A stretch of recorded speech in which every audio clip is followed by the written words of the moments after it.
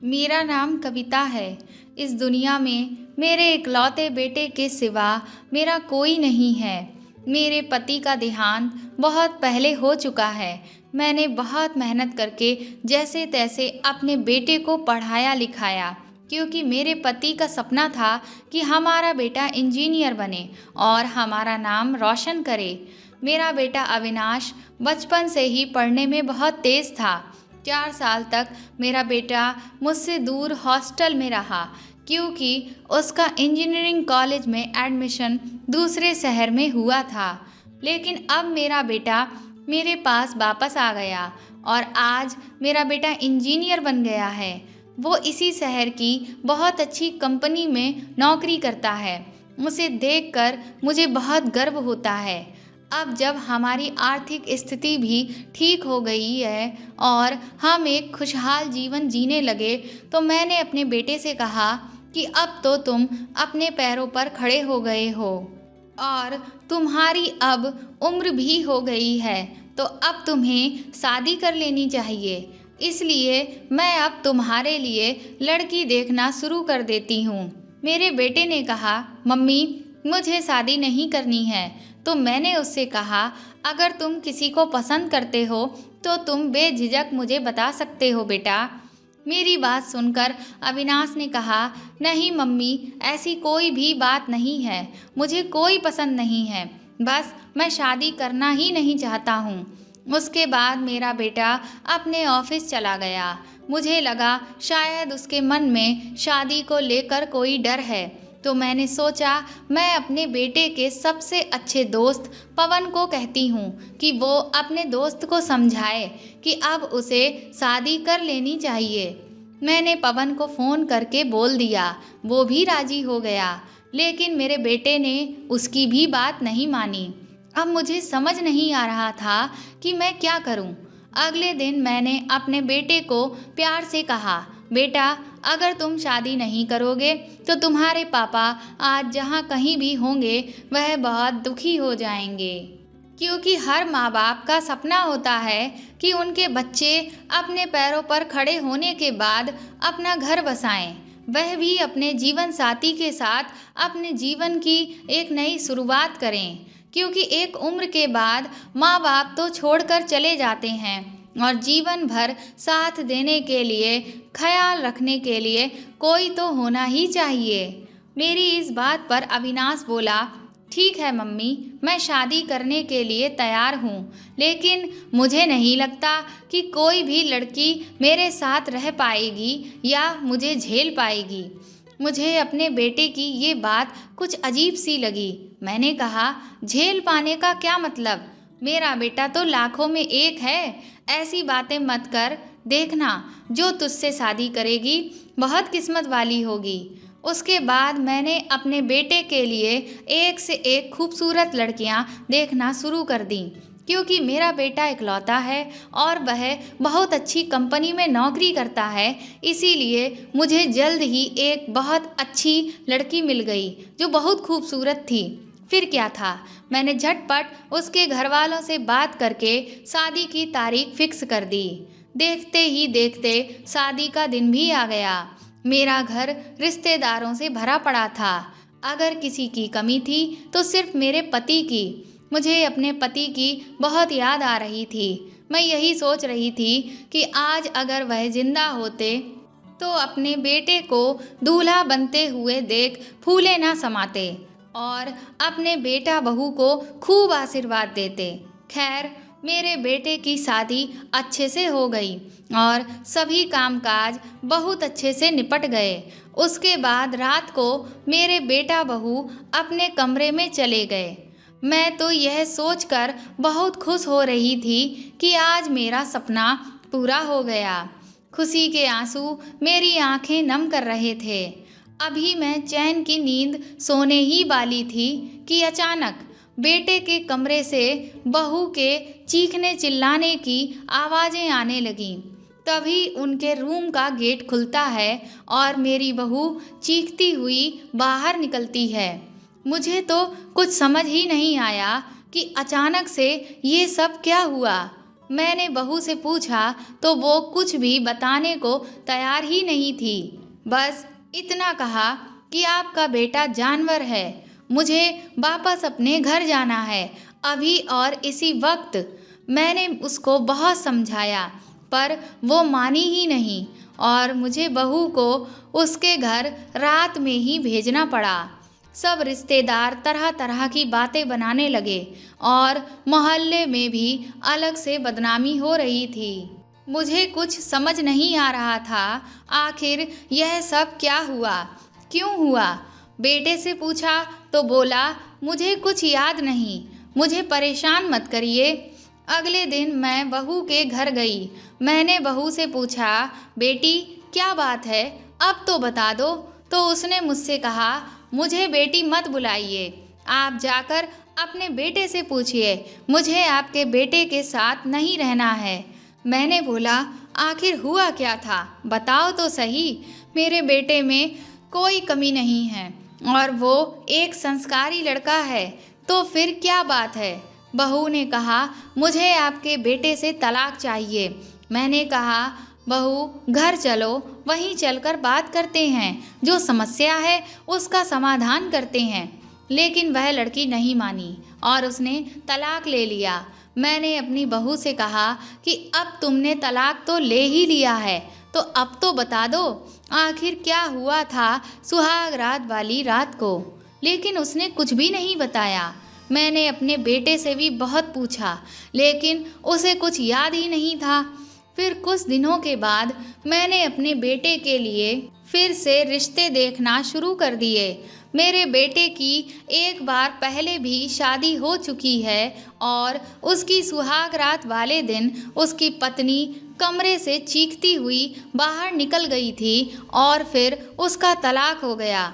यह सारी बातें अब सभी को पता चल चुकी थीं, लेकिन इसके बावजूद भी मेरे बेटे से शादी करने के लिए एक बहुत ही अच्छे परिवार की लड़की तैयार हो गई। मेरी भी भगवान से यही दुआ थी कि मेरे बेटे का घर भी किसी तरह से बस जाए। खैर, देखते ही देखते मेरे बेटे की शादी का दिन आ गया।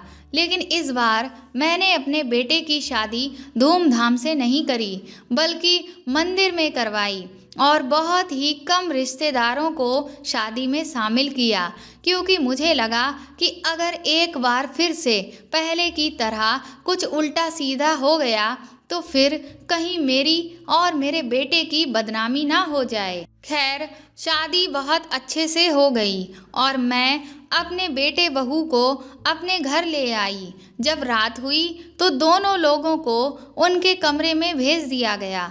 मैं अपने कमरे में आकर भगवान से प्रार्थना करने लगी कि वह अपनी कृपा बनाए रखें, आज रात अच्छे से बीत जाए और सब कुछ अच्छा कर दें। जैसा पहले हुआ वैसा दोबारा से अब कुछ भी ना हो। लेकिन कहीं ना कहीं मुझे बहुत चिंता सता रही थी, जिसकी वजह से मुझे नींद नहीं आ रही थी। इसलिए मैं चुपचाप अपने बिस्तर पर लेटी हुई थी। तभी अचानक एक बार फिर मेरे बेटे के कमरे से बहू के तेज तेज चीखने चिल्लाने की आवाज़ें सुनाई दीं और कुछ ही पलों में बहू कमरे से चीखती हुई बाहर निकली।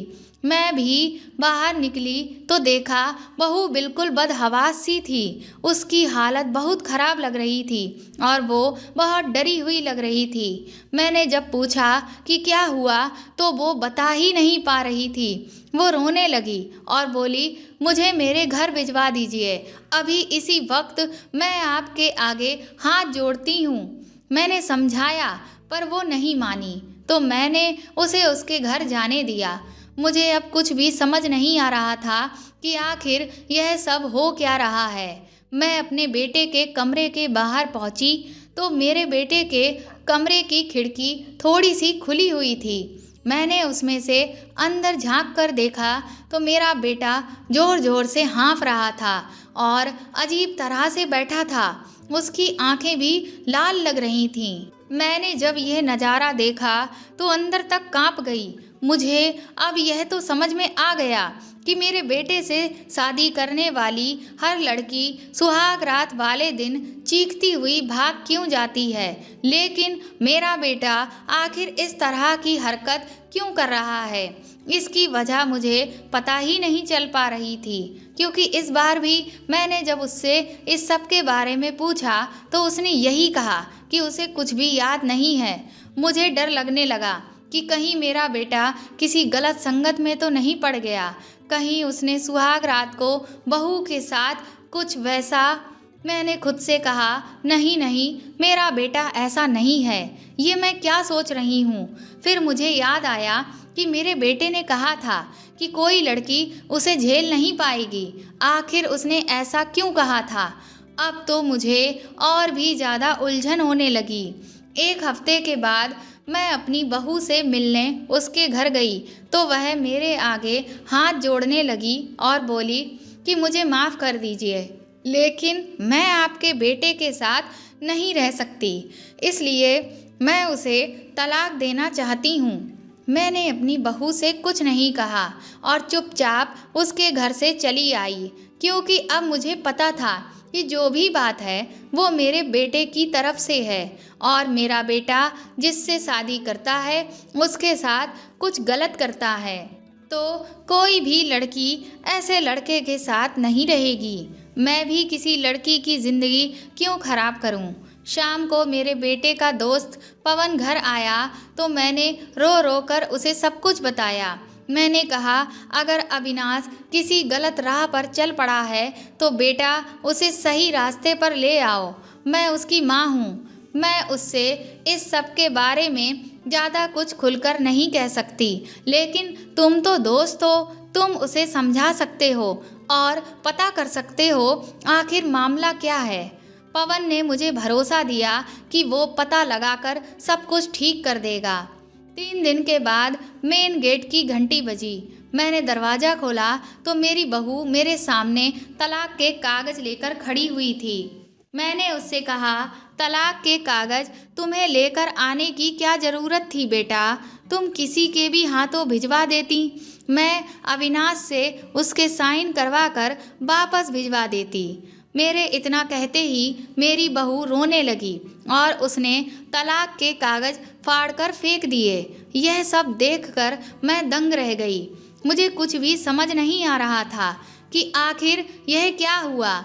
मेरी बहू बोली, माँ जी मुझे माफ़ कर दीजिए, मैंने बिना सच्चाई जाने इतना बड़ा गलत फैसला ले लिया, लेकिन अब जब मैं सब जान चुकी हूँ तो मैं अब सब कुछ ठीक कर दूँगी। मुझे कुछ समझ नहीं आया।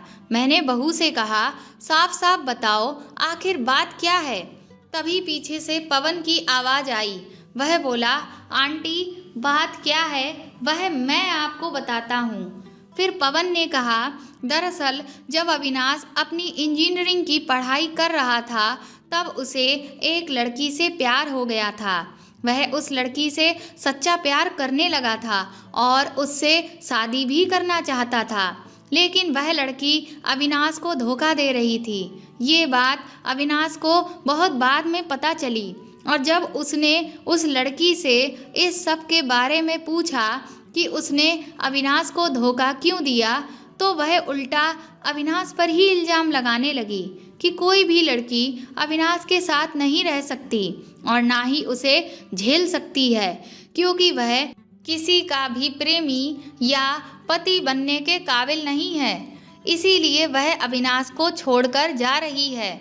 उस लड़की की यह सारी बातें अविनाश के दिल की गहराई में बैठ गईं और उसे बहुत गहरा सदमा लग गया।